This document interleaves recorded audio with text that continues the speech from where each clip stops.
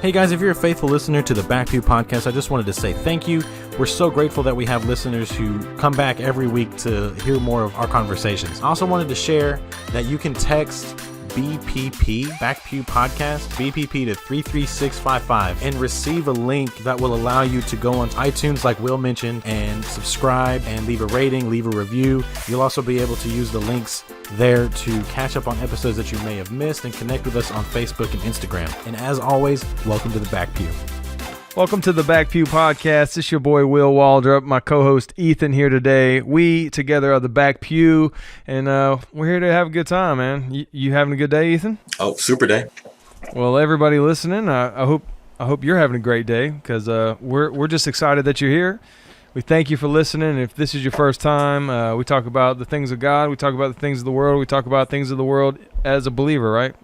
That's right. That's it. So anyway, we just want to laugh and have a good time, love God and love people. So I hope you all are enjoying the conversation. Glad you're here. Anyway, Ethan, I was just telling you a funny story. I wanted to share it to the podcast because it's gold, don't you think? Bro, do it. Tell them the story. Listen, so if this isn't your first time here, if you've been here since the get-go, God bless you.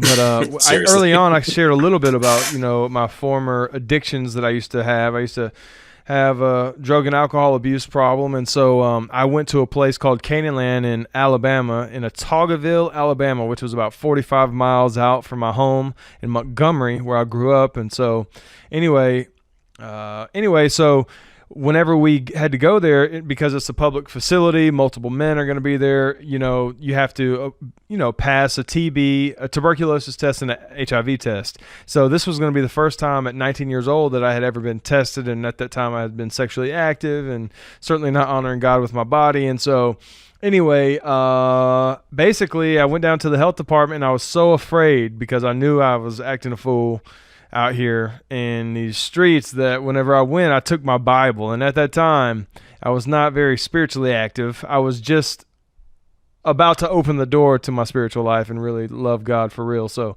anyway, I took my Bible, and I'll tell you the truth, I doubt my Bible did much for me at that moment, because I doubt I even picked it up and read it. And I certainly would have never carried my Bible to school when I was younger. I'd have been too, insecure about it or something. But I certainly wasn't afraid to go in there with my Bible on the day I thought I might have AIDS. I don't know. Hey, dude. But basically, I'll tell you, I did have a dream several years later. About 4 or 5 years later, I had a dream that where I was living, I was outside on the porch, and in the dream, it's a beautiful day. It's like, pink sunsetting and all this stuff. It's just a gorgeous day in the dream. And then all of a sudden time started to stand still. And I knew it was like this. I felt this power in the dream, but it was also like time was standing still. And all of a sudden I didn't see anything else, but all of a sudden the next scene in the dream was Jesus and I inside of my living room. Jesus is sitting on my couch, and I'm sitting Indian style on my floor. And so crisscross applesauce. It looks like Jesus brought his Dreamcast game console over, plugged it into the TV, and started playing a video game. And basically, he never said anything to me in the dream, but in the dream, I look at him. He looks to the TV. I look to the TV because I can tell he's hinting to look. And so it was like there was this menu, and then it showed me this screen, a video playing of me having sex with 2 women.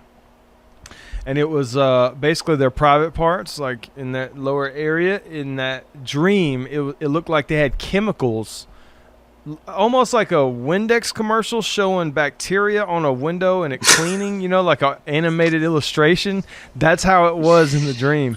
And truly, bro, I believe that dream was from God. God showing me that he spared me, like he showed me mercy. And, I think I probably should have had something, but I didn't. Right. And I believe God proved it to me. So, dude, I mean, it makes sense because that's when you turn your life around, was when you went to Canaan land. And if you had an STD, they wouldn't have let you in.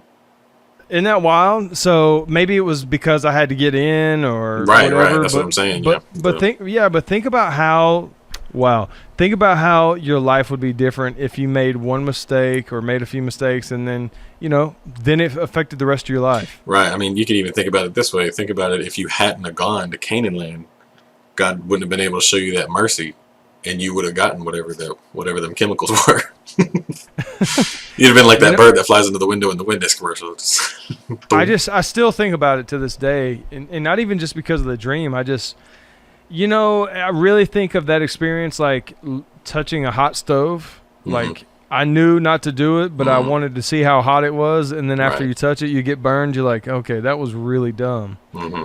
You know, like, not too many people are super faithful. I mean, even if they love God, I think that a lot of people have sex, before marriage in this day and age, and like I said, even if they have a heart for God, and, man, so it leaves me kind of feeling like I'm the odd one out a lot of times in a lot of settings I'm in. But, it's just, man, I just don't want to even take the chances, even beyond honoring God. I mean, just the option of getting a woman pregnant that I don't love and then having a baby to take care of, it's like, man, I'm not here for that, let alone getting an STD from some strange person that I don't really know. So, that's I mean, crazy. There's, like when I was Ubering all the time, there was a few opportunities where ladies were trying to bring you in all the time. So, I don't typically. I remember you told me about one, yeah. Too many in those occasions, but it's like, that was my job. And even whenever I used to DJ, I used to get solicited quite a bit. Girls would buy me drinks as the DJ and try to, and even the bride to be or the bride after that day is like, they'd be like, yo, I got an extra room. You gonna sleep with my bridesmaid? I'm like, no. Oh, I thought you meant like for the bride. I mean, that's what she was asking for was, no, not for the bride. I mean, the bride was asking about the bridesmaid. Oh, hey, I mean, whoa. I mean, I heard a story the other day about a couple friends of mine that one of them was getting married and the other one basically maybe touched someone that was getting married's private part because they were drunk at the reception. That's just what I heard. A drama. That's like Jerry Springer, right? Man, wow. You just made the perfect white dude surprised face. From that GIF, yeah. What's that GIF called? I don't even know. I see it a lot, though. I send it to Haley all the time because she's always talking mess. I'm like, whoa. Well, that video is pretty great. Yeah. So what's on your mind, man? What do we want to talk about today? That was something we were talking about, so I figured I'd share that gold with the audience. If you've ever had any scares, I'd love to hear from you. Hit them DMs at God's Will 414. Also, like and share Back Pew Pod. Back Pew Pod. No, this weekend was they shut down some of the streets and stuff in Houston for the Pride Parade here for Pride Month. And they had a big old parade and stuff. And I know this one dude. His son went. His son's 18, 19 years old. And we were talking, and this guy, he used to be not a nice guy. Let's say it like that. He wasn't a nice guy. But, he really turned his life around when his family grew a little more. And, I'm proud of him and everything and trying to stay friendly and stuff. In spite of hearing stories and, because everybody kind of grows up. Your friends grow up, they get old enough, and they are comfortable telling you things. And you're like, dude, did that really happen? Like, I know that guy, but he's a different guy now. But his son went to the parade, and he's a little questionable, right? You're like, maybe. I wouldn't be surprised either way when it comes to sexual orientation. And so I asked him, and I probably shouldn't have because it's kind of not my place. But I asked him, I said, so your son I heard he went to Houston. What if he would have just cocked back and knocked your block off? Dude, probably the reason I felt bold enough to do it was because it was on a phone call. Oh. And so I'm sure if I was looking him in the face, I probably wouldn't have done it. But I don't know. I just said, so what about your boy going to that parade? Because I knew he's not one of those guys. He's kind of old fashioned. It's not like he's trying to be holy or anything. He's just kind of old fashioned. He's like, don't be gay. That's kind of how he is. And it's good policy. Yeah. But he was like, I don't know about all that. I just, if he has something to tell me, he'll tell me. And I was like, oh. I wasn't expecting that answer. I was really expecting something a little more volatile. But I was happy that he said it like that because that means that he's growing as a person. Because from the stories that I've heard, and that wasn't his. I didn't assume he was going to say that. And then I just kind of was taken aback, right? And I guess he could tell because then he goes, "It's a good thing I'm not drinking anymore." It's a good thing I'm sober now. So, yeah. And I just kind of went like, yeah, I probably shouldn't have laughed at that. But just, let me get my foot out of my mouth real quick. You know what's funny, bro, is I don't think there's any use to ask my dad what I'm about to tell you, because I don't think he would tell the truth if it was true.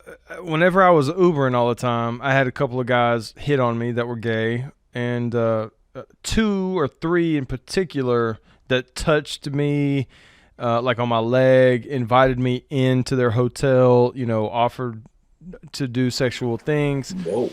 And it was pretty disturbing, and so, but it happened like 2 or 3 times in a 2-week span, like the serious ones all happened in maybe like 10 days. That was about the time I went to see some mental health counselor, right?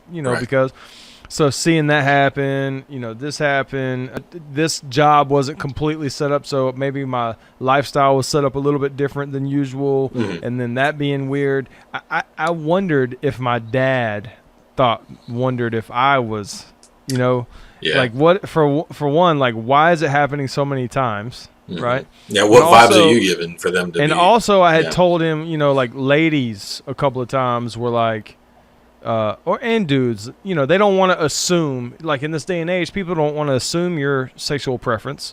So like unless you have a ring on your finger or you say it, like people just like kind of preface anything they say. Oh, do you have a girlfriend or a boyfriend? Like they're trying to be polite a lot of times.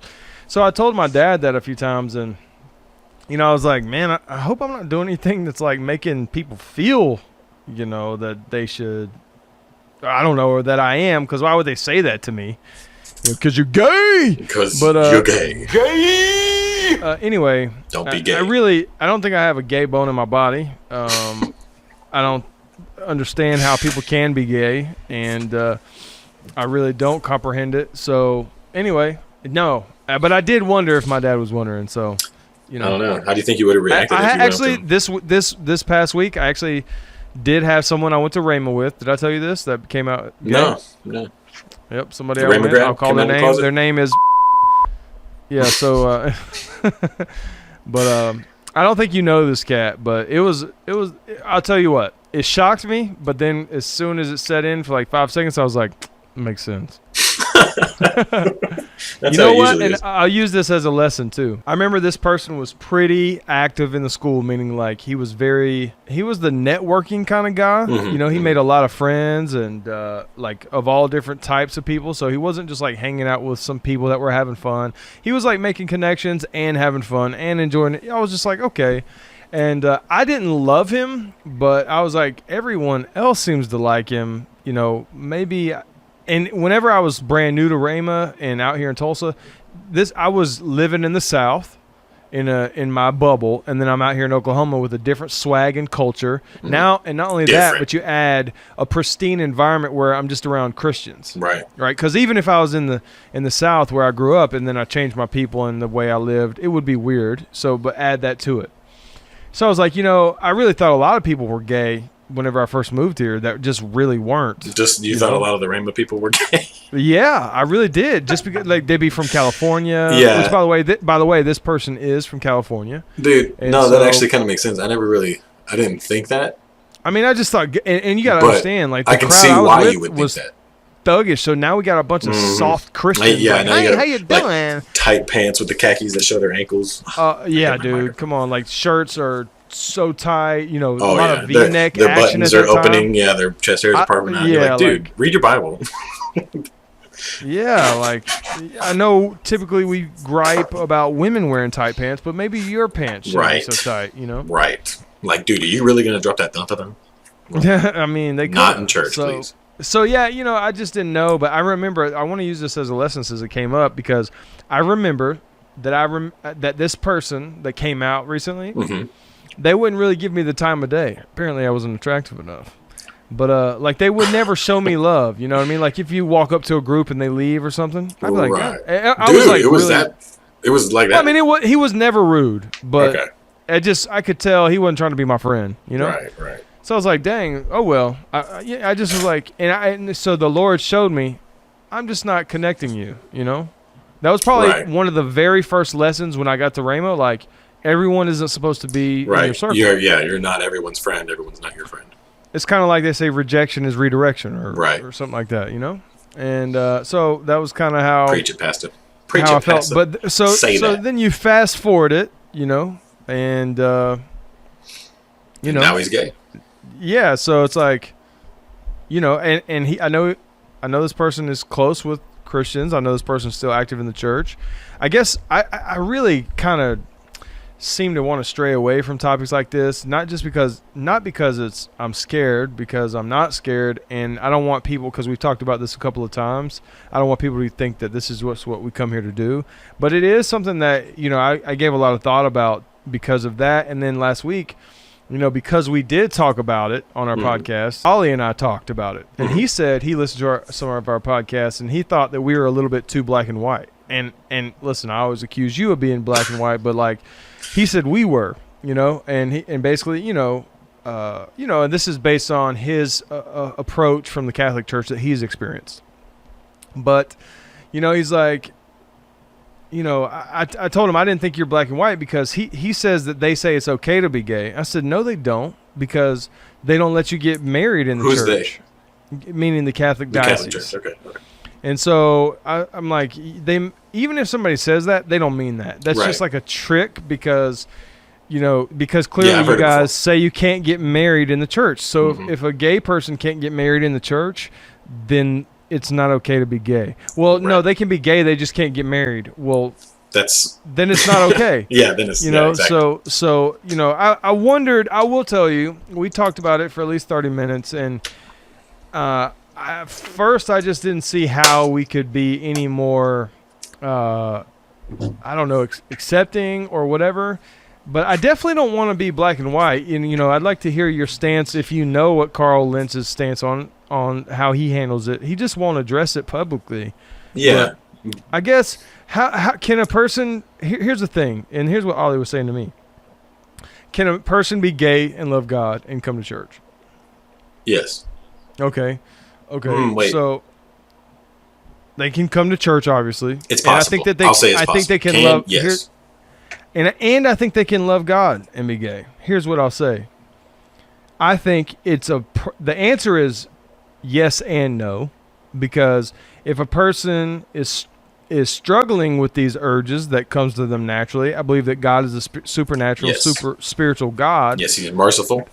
And he can, just like my urges, like the way I describe it is, whenever I used to have a drug abuse problem and alcohol, unless I had it, it would gnaw at me, like to the point where I wouldn't focus. And I'm not talking like withdrawals. I just mean like I wanted it. It was urging. It's like lust, you know? Right, it's lust. But That's for exactly drugs and alcohol. Yep. But so this is physical lust. And so it's the same thing. Like, for instance, at the Canaan Land place that I went through to get set free, people came through not for drug abuse or alcohol abuse. It's because they had homosexual strongholds. Really? And so yeah, I mean, that's what their mission statement is to set people free from the demonic strongholds in their life. So, dude, I want to check this place out. That's included. It's like, amazing, man. They're cool. Honest to God, I really don't know how anyone gets delivered except for a place like Canaan Land. Right, you need a place to go to get out of your.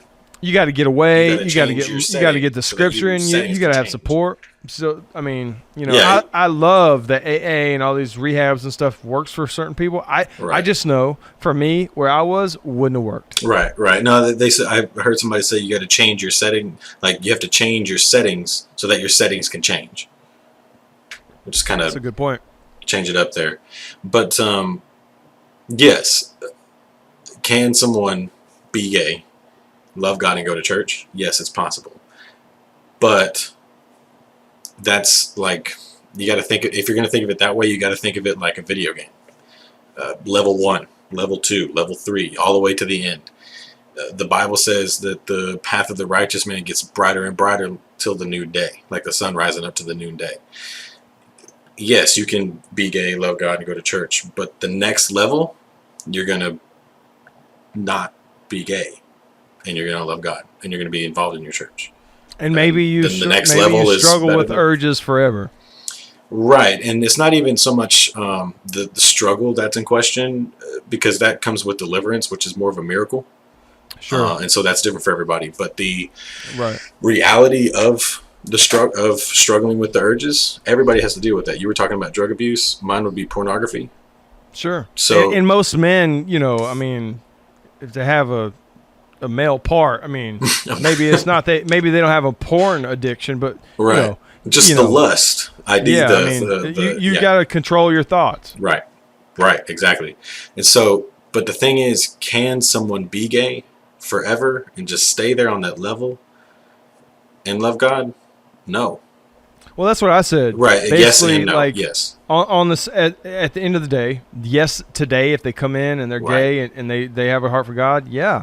But just like me, even though I'm not gay, at the end of the day, as I pursue Christ, if I am like I really, really like a good relationship with God is, then God will want to transform me. He loves you too much to leave you where you are. So you will also have a heart to be more like Jesus. Exactly. If that's what you want, and Jesus, God's heart. But if there was like one piece of advice, like, because that's something that we do on the Strong Life podcast, we get a lot of wisdom and what would you say to this person and stuff. So, it's like finally after 30 podcasts, I asked myself, what would I say? I'm sitting here, what would I say? I would say seek God's will. Yeah. Because that's what really changed my life. First of all, God has a plan for your life. Mm-hmm. And yes, that means he has a specific will that he would like for you to accomplish. You have a destiny, and you won't ever accomplish or fulfill your full destiny if you're not seeking God for his plans. Right. Like, I think a lot of people are living out some really amazing things and accomplishing good in the world, and I believe it's because God positioned them. And I don't think Donald Trump was praying about his next 2 years, and God was like, yo, I want you to do this, be the president. Run for president, yeah. So I think there's a lot of sovereign things that God does, but I do believe even though God will move in your life and you can fulfill certain things, there are things that you will miss. And even if you're able to fulfill what is supposed to happen out in the external, like maybe you're able to get that position, like become the president and do what God wants you to fulfill in that role, you may do that, but you may not get everything that you're supposed to get personally to, again, grow and be transformed more into the image of God. Right. Well, I mean, it's just, for me to answer that question, can they love God and choose a sinful lifestyle? No, because Jesus said, if you love me, follow my commandments. And the only way that you wouldn't believe that it's sinful is if you didn't follow the Bible. Right. Because I do believe people really love God who are gay and don't think anything's wrong with it. And it's just called deception. It is. Or ignorance, Right. And I know you, like, just like you said, we don't want to keep hammering this, but we can take this in so many different directions. Take it for drug abuse. Take it for people who have affairs, like their marriages fall apart because they have extramarital affairs. It's if something plagues you and you keep giving into it, that's a lifestyle. Those are choices that you're making. And there's got to be a repentance. Church, you turn around. You keep like, oh, God, I love you. God, I love you. But Jesus has already told you in the Bible 2,000 years ago, if you love me, heed my commandments. If you love me, do what I say. Choose me. That's literally what Jesus is saying when he says that. Choose me. And so what I would say to someone who loves God and is gay, in or out of the closet, choose Jesus. And even if those urges aren't for another person, they're just kind of for the idea of it. That's pleasing you. It's not pleasing him. So choose him. That's what love would do. So let me ask you this. Have you experienced this, and maybe some of the listeners have? I'm pretty sure that a lot of the podcasters haven't. But I'll just tell you, this is a real thing. So we'll just drop it if you don't know what I'm talking about. But, in our circles, we believe a lot in the spiritual gifts, supernatural, hearing from God, prophecy, all this. And have you noticed, like I have, that a lot of people that may have struggles with homosexuality are very sensitive to the prophetic? I don't know why that is. I'd like to hear an opinion if you have one, but it's a pattern that exists. There's no question about it. So if you hadn't seen it, I'm surprised. I haven't been around enough people who are Yeah, most you hadn't had those likely. experiences. Yeah, I haven't experienced been in prayer meetings with people that I think are gay, or been in prayer meetings where everybody's predisposed to the prophetic. Like I just, And here's why I say probably a lot of the podcast listeners haven't been exposed to that is because probably not a lot of people are exposed to a ton of that in general. exactly. Let alone specific cases like that. Right. Not getting too far away from it, but you're married, you're a young guy, you have an interest and a knowledge of politics. So I'm wondering what your thoughts on marriage and being married by the courthouse and in front of God's eyes. How you feel about all that, and do you think it's just stupid? Like a lot of people, they think, oh, I don't need a piece of paper. We're in love. We love each other. We don't need to go to the courthouse. Yeah, I think Jesus said to obey the laws. So if the law says that You're a big obey the law kind of guy?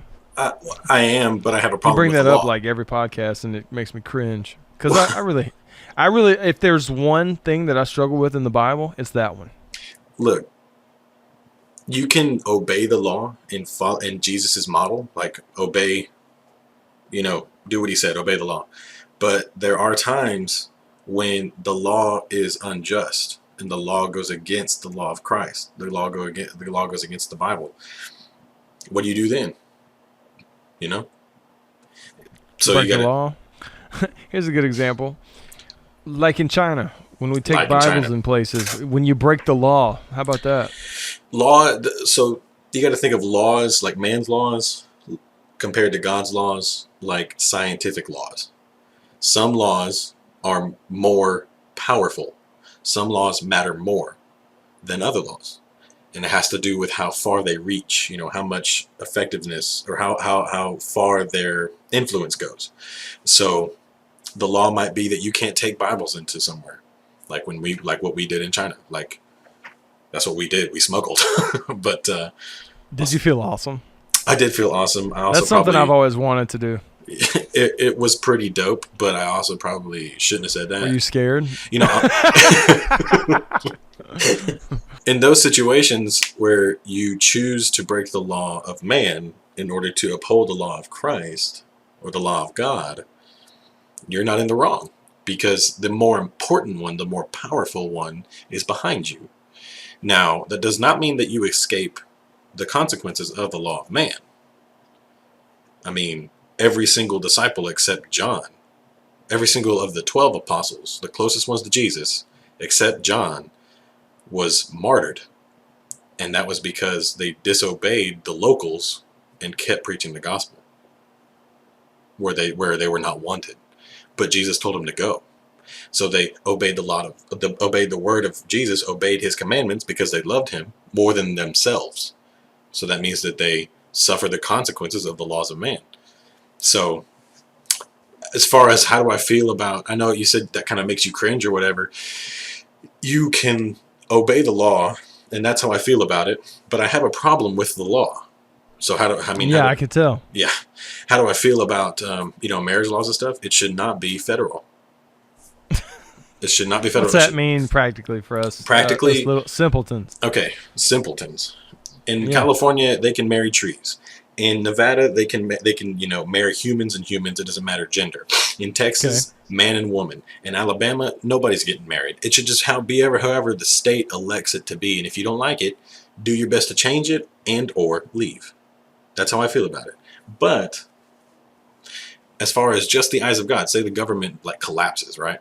And then you and your girlfriend, y'all aren't married no more. Or you can't get married no more because there's no more court system to, go get a marriage license from. What do you do then? How does God feel about it? Well, you just make a commitment to God. Because if God's the center of your marriage, she makes a commitment, you make a commitment to God to be committed to that person to the best of your ability. There you go. Boom, boom, boom, shakalaka. That's it. Just that simple, huh? It's that simple. But you're married in the eyes of the court of law, right? I'm married in the eyes of the United States, Texas, and God. Maybe China. Nope, not after this podcast. Yeah, right. I don't exist anymore. China already got me. Yeah, I mean, do you think that's just a cop-out people say? What? Or what? I mean, it kind of is What's a a cop-out? little obnoxious. Well, like not wanting to get married because then you legally get the government involved in your love life and marriage. I mean, I kind of Yeah, feel I think that. it is. I think it is a cop out. I don't really know anybody that feels that strongly about it and is godly. Mm-hmm. Because Well, that kind of flies in the face of the whole obey the law bit. do you believe that a lot of Christians are not critical thinkers because they just Oh. have their faith? Yes. Like they just, oh, this is Yes. what I'm supposed to believe, so that's it. Yes. That is the problem. That has been the problem of the church since it began. Almost since it began. I mean, hundreds, not thousands, not several hundreds. I'm talking like 800, 100-ish years after the last person to see Jesus alive on the earth died. It all just goes down the tube because people start lapping up the lies, and then here we are. Here's a thought that people struggle with, along with marriage and critical thinking. How about how long the Earth has been around? Like 2,000 years or like millions of years? Oh, gazillions, dude. I just made up a word there for you. I like it. Gajabazillions. So- Yeah. Word makeup on the back pew. So what would you tell a person About what? that what would you tell what I tell them, hey, how you doing? Hey, girl, hey. what would you tell a person So- that struggled with science and God because they feel that there is proof that the Earth has been around for millions of years, but the Bible only shows 2,000 or something? Right. Well, I would tell them that real science proves God. So the proof of But you're not addressing the actual topic. What are you talking about? No, You I'm said, saying what are you talking no. I'm saying you're answering the question, but Oh, I'm okay. saying that person would be disappointed, because they would Yeah. say, "But what about how the age gap? The Earth must not be. Look. I mean, the Bible must not be real Look. because the Earth has been around for so long." You know what I'd tell that person after they got disappointed? I would tell them, look, you need to check You'd lay out. hands on them. Lay hands on them suddenly, No, I would tell them to go to RisenWordMinistries.com, look at the blog. There's a specific blog post where I handle right and wrong questions. If you ask the wrong question, you're going to get the wrong answer. If you ask the right question, you're available for the right answer. Asking the difference between the contrast between God and science is the wrong question because there is no contrast. So you're going to get a wrong answer to that question. So they might be disappointed, but they'll just have to suck it up. So answer my specific question then. Answer Like, this. if someone Ask again the specific question. How old is the Earth? Oh, and good is the bazillions, Bible dude. wrong? Nobody knows. Good So how come the bazillions. Bible doesn't show that? The Bible doesn't show that because it's How not come there's no necessary. dinosaurs in the Bible? Because they're not necessary. There's nothing. What do you mean? There's nothing in the Bible that is unnecessary. I think it's necessary if it's if it's not necessary, how come it's a topic of conversation all the time? Doubt, like unbelief. No, The it's devil, because people are lies, trying to deception, find proof darkness. to prove something. Okay, so take it from an investigative side. They just want to know. There's nothing wrong with asking questions, but whether or not dinosaurs existed does not Prove the existence of have God. any effect. Yeah, it doesn't have any effect on salvation. There's nothing in the Bible that is not related to salvation or to living life after being saved. There's some funny memes out there, like Oh, so many. T-Rexes being like, "Oh, today was the day." Like, oh, Noah was dipping out today. Oh, I forgot. Dang. My bad. Big oof. No, so there's no time. And how about like the question of two of every animal? Like, I don't think all the animals could fit in there. Why not? I don't know. I don't think there was that many animals. That's there are also today. a possibility, yeah, because you got to think two of what? Two of every species, subspecies? Yeah, because we morphed. I believe in evolution. Oh, I so- definitely believe in evolution, but not What? What do you believe? like, I guess I shouldn't say Because evolution. I was joking. No, I shouldn't say evolution. I guess I believe in natural selection. It's probably better. Meaning what in this context? Because I was kind of referring to like frogs becoming Oh, yeah, I would definitely people and That's monkeys to people. Yeah, I don't believe in that. That's why I am changing my answer. Here on the back view, we change answers. No, I believe This was a game show. We would have lost. Oh, yeah. Ellen's Game of Games, I would have gone through that whole thing. But, well, don't do it, Ellen. Dude, the first time I ever went on a GV trip, Global Ventures, they made me, I'm in Australia, and like they made me and this other dude walk outside, and there was these chairs that they had a sheet over, and they set one of the pretty girls there up front, and like basically me and this other dude had to go give our best Christian pickup line, right? Christian and this was the game. lines. This was like an icebreaker, you know? Nice. And so I guess they don't do that one anymore. So I went up there and I sat down next to the girl and like to get my line off. And sure enough, it was a trick because they removed the seat. They put whenever you walk outside, it's a trick. They put a sheet over the seats so you don't know that they take the seat away. So there's other seats. That's why I was standing up. But the one where you're going to sit right next to her, it's gone. So I fell and so did Josh. And so you're supposed to give this cool pickup line, but then you fall. Dude. And everyone laughs. Dude, and they think that's an icebreaker. That's a great icebreaker. It was really fun, actually. But you know I was going to get that. Hey, girl. Hey, girl. What's up, girl? You know I'm God's will, right? For your life. I'm God's plan. Oh, my God. Drake said. The first time I ever preached, I said the first thing I said. Dude, I mean, it works. It works. I mean, you gotta do it what made works, the whole class laugh. And at that time, I feel like most people hadn't heard it. Mm. Now I feel like if I say it, I want to vomit in my mouth. Mm. Well, you might want to change your Instagram handle then. But yeah, it's not a joke or a pickup line. You really are God's will. I just really am. What can I say? Preach. Say that. Say that, Pastor. Say that. What were you going to say before I told you about the GV game? Look, the time aspect, God lives outside of time. He has no time. So if he says... that. If, for real, man. It blew my mind the other day. I'm just saying, like, it doesn't matter when it comes to salvation, which is what you should be concerned about 100% of the time. 2, if it did matter, he just didn't include it. That's his prerogative. He's God. He doesn't have to include what he doesn't want to include.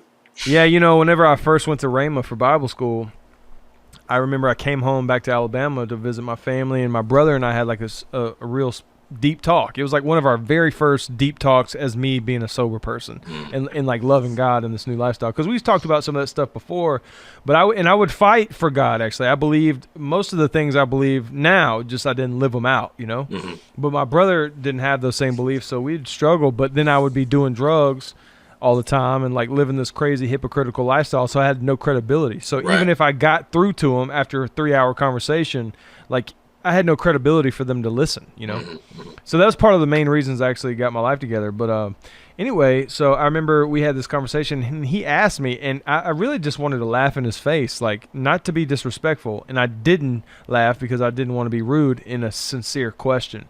But he was like, dude, you still going to believe in God, like if aliens show up? I'm like, yeah, bro. He was like, really? I'm like, yeah, I mean, the Bible says preach the gospel to all creatures. So, I mean, I guess we get them saved, So is that right? So why isn't it in the Bible? That's what he said. I don't know, bro. I mean, Cheetos aren't in the Bible. So but they're real. They exist. And they exist and they taste good. Exactly. I mean. Exactly. M&Ms. Cheez-Its and Oreos. And chocolate ice cream. Come on. Like, Preach. Say God, that. There's going to be so much made. gospel in this episode. I'm just saying. So, anyway, those are, listen, it's funny because I think these questions and topics are so far from our radar a lot of times because that's not where we exist. But really, I believe this is where most people exist. Yeah, I think these are the things people are asking and talking about. Well, that's true. But I also think that it allows, like, if they aren't asking it regularly, like, if it's not a big deal for them, they've asked it before, And so then us being able, 1, not afraid of the question, and 2, being able to answer it confidently. None of us really knows where. I don't think we just dropped a mic or anything. Right. But just saying, a lot of people run from questions like that. Sure. I think that's engage with those questions on the back of you. we embrace them. I'm the worst voices person. It's all right. I thought you were trying to do a Bane thing from the Batman, where he's like, "You think the darkness is your friend?" As long as you think it's cool, or at least you think it's actually with an intention. It doesn't matter what my intention. But do I think it's cool? It doesn't matter what my intention is, though, because it just isn't going to sound whatever I'm trying to sound. You might have to do like hand motions. If you're going to Bane it, you just hello. I'm vain. I didn't like that Batman. I mean, I didn't love it. Hey, how about Jessica Jones has a series number 3 on? Are you going to watch it? I probably will not because they canceled the show. So there's really no point in me watching it. Really? They canceled it? Yeah, they canceled Right all the after Netflix they Marvel just- ones. Yeah, Iron Fist, Daredevil, Punisher, Jessica Jones, Luke Cage. Gone. Daredevil could have stayed. I mean, I'm None okay of them with can it. stay. Disney is taking over. Well, I'm just saying. Oh, that's why they canceled all of them. So they're going to pick them up? No. No, they already said that if they bring those characters back, it's not going to be with the same actors, and it's not going to be with the same storyline either. So, Or do you think they'll have the one with the 4, like Iron Fist and all of them? What is it called? the Defenders.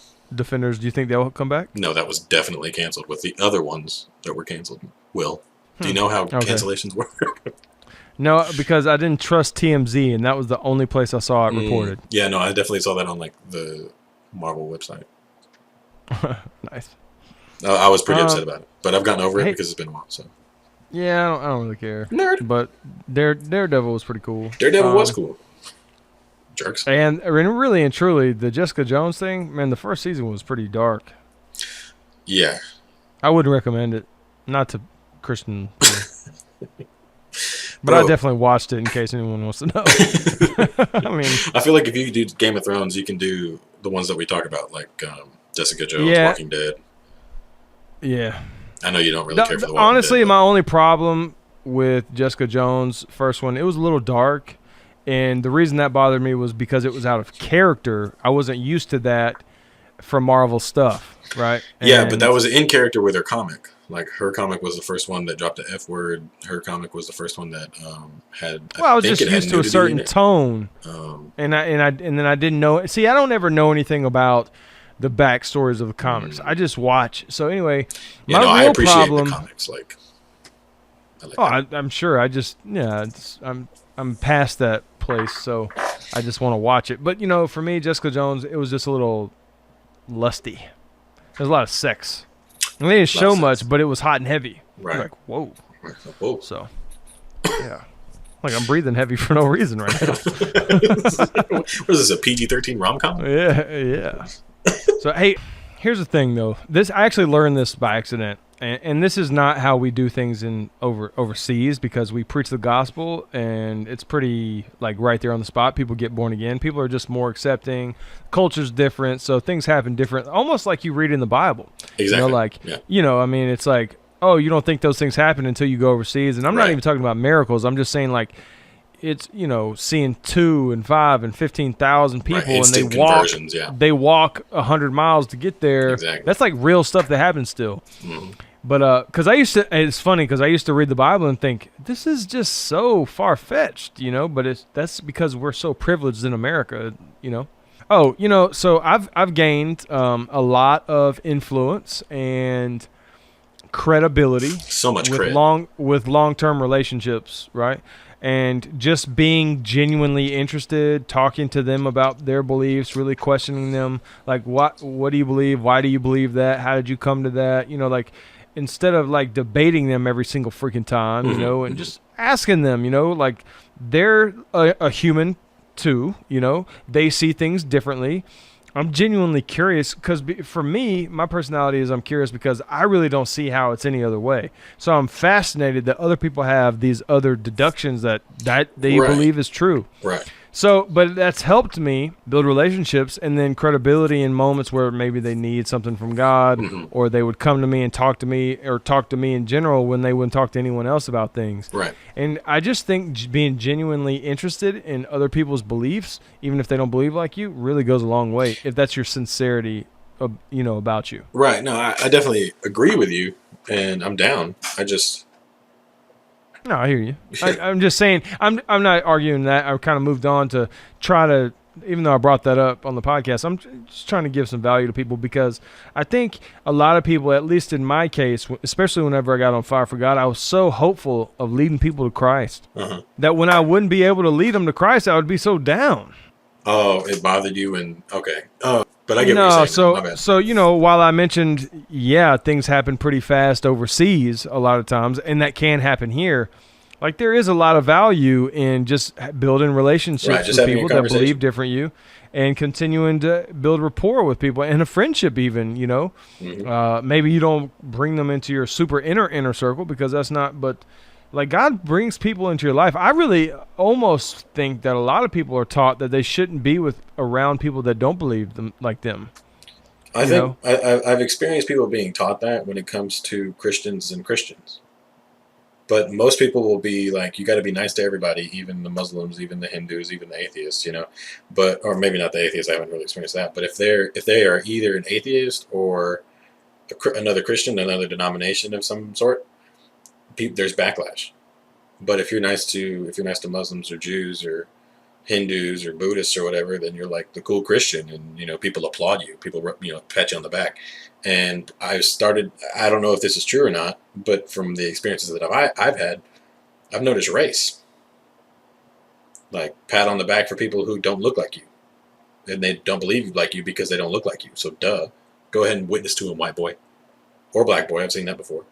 So, but then when it's Christians and Christians, we got to argue. We can't be friends. Don't come around my kid. Don't come around my kid. And it's this vitriol. Would you let your daughter go to a non-Christian household because your daughter is friends with their daughter? Go to, yes. Sleep at, no. Sure. Go to, yes. Because they're not Christian. Because they're not Christian. It's not that. I guess it is. I don't want to say it's a Christian thing. I think it's more of a trust issue. Sure. It's just I probably wouldn't let her go play a lot of places with Christians that I know. Yeah, because like it's really not about your kid or the other kid. It's more about the parents. Right. That's something I had to come to terms with that. When I was a kid, because like my parents would let my friends come over and stay at my place all the time, but I couldn't go over to their place. Yeah, it's I don't know what I would do, honestly. I think a lot of great education and experiences came with being around people, different households. Mm-hmm. They were good people, so it's not like, I think as long as you're raising up your kids the best way, and I think it's a judgment on where your kid is, how they think, how they feel too. Maybe it's not a black and white here. It's if this or this. I mean, I think it depends on the kid, the parents, how your kid is, how much you've invested. So, I think there's a lot that goes into. That's the thing about a lot of questions that people do ask about spiritual things that revolve around God is it's really not a lot of times a black and white answer. Yeah, and sometimes it's not even about God. I agree. So, I mean, because, I can, talk about my experience with this one person, with my one friend in this one household. But the rest of the time, honestly, it was just a safety issue. My parents didn't want me going over there because it's far away. There'd be a long distance. I didn't have a cell phone at some times. They didn't even know the parent. I didn't even know the parents at some place. It's not even a God thing. Oh, these people aren't Christians. Or they don't go to church with us. Well, it's nothing like that. It's more... I can't trust other people. You don't trust other people with your kid. You don't do that. It's your kid. You trust them with your kid. You trust yourself with your kid. If you don't trust somebody else with your kid, don't let them stay over there. How about we give them a little encouragement and then we wrap it up? Go for it. Okay. Also, guys, I did want to bring up something. My wife, we played this game on our anniversary. We dropped the kid off. We're going to dinner and we're playing this game. Guess. Answer about the other one. Can you guess my favorite such and such, or my greatest, favorite this, that, and the other, or whatever. Well, one of hers was, what's my worst fear? And I was like, I don't know. And she was like, I talk about it all the time. And I really should have known because she does talk about it all the time. Her greatest fear is getting blown up in a terrorist attack. And I don't bring that up to talk to people who are afraid of being blown up in a terrorist attack. I bring that up to people who are just afraid with the world around them. Look, you don't need to be worried to care. I care about terrorist attacks. I care about mass shootings. I care about, weather situations that kill people, tornadoes and hurricanes and all this crazy stuff. I care about all that, but I'm not worried about it. Because just because you worry doesn't mean, or just because you care doesn't mean that you have to worry. Like, God's got this. That's Worrying is actually a symptom, an indicator of doubt in your heart. And God calls a doubtful heart evil. So you got to, I'm not telling you that you're evil if you're worried. What I'm saying is you need to check yourself and you need to fix some things. Think of it like a diet. You know, if you eat too much McDonald's, you're going to hurt. You might need to eat some Wendy's too or something, you know. So just be careful out there with your thoughts as you see in the news. I know that recently the whole Iran thing kind of went down. It had been pretty big for a second, and then it kind of came down, and now it might be big again by the time this comes out. I mean, God only knows what's going to happen between now and then with Trump. Listen, like Ethan said, really worrying doesn't do a thing but give you something to do. It doesn't get you anywhere. So, you know, don't just rock back and forth. If you are concerned, you know, that's okay. Just take it to God. God talks about let your be anxious for nothing, but in prayer, you know, let your requests be known for everything. And so, you know, then the peace of God will come over you. So whenever you're willing to give that care to God, like they say, let go and let God, as cliche as it sounds, it is a proven principle. Like you have to give those fears to God and trade it. You know, if I want to hand you something, but you have something in your hand, then you can't receive what I'm giving you. So you have to open your hand and give that to God, and then God will give you that peace. And so anyway, yeah, take that encouragement. There's a lot of crazy stuff out here on the streets. I know that 60 Minutes the other day when I was watching, they were talking about this policeman was on there, and he was talking about that it's so common now that he has, like these school shootings and mass shootings in public places, that he has given his son this kit, you know, like a bleed out kit. So in case you get shot, then this is how you need to use it. He's giving them training on how to do it. And he believes that this is so common that everyone should have one. So that was his point on being on 60 Minutes. But listen, you just can't go to airports and to, you know, movie theaters or restaurants and just be afraid of what might happen. Like, that's just not a way to live. That's not freedom. That's not liberty. That's right. And so anyway, yeah, I mean, one of my favorite things about living for God is that I do have the peace of God in my life. And I believe that's part of the reason I've been able to withstand, you know, not going back to abusing drugs and alcohol, because I just don't have so much heaviness on my life that, you know, I have to find a way to get rid of it. Right. And even the heaviness that does come on my life, you know, I can take that to God and do that. So yeah. Anyway, God's good, man. Thank you guys for listening, tuning in. Share this with a friend. Hope you like this one. Like I said before, like, listen, if you didn't like this one, come back, give us 2 more shots. If you did like this one and come back next week, you don't like it, give us another shot. Give us 3 spins. I think you'll find that we never really talk about the same thing every time, even though we did cover a topic, you know, did some overlap today. But that's because we have this podcast, and this podcast sparks conversations in the world. And so, you know, we want to address some of that stuff too. So anyways, listen, one thing I want to leave you with encouragement too is something I've been doing lately, which is on my drive home from work, I take a few minutes, and like the other day, my dog had this thing on his leg, and it looked like a big tumor, right? And I didn't know what it was. I had to pay a bunch of money, take him to the vet. But I was like, oh man, how sad would I be if my dog died today? You know? And then it reminded me of this thing I've heard of before and I've done. But like, I took myself through the exercise because I think it made me more grateful, you know? So maybe take something away in your life that, you know, think of something that if it was gone today and not here tomorrow, you know, that you'd be, you know, devastated or sad or bothered, you know, and then realize, oh, that stuff's still in my life. I have a lot to be grateful for. So exactly. I like that. And give God some thanks. So anyways, thank you all for listening. Talk to you next week. Peace. Peace.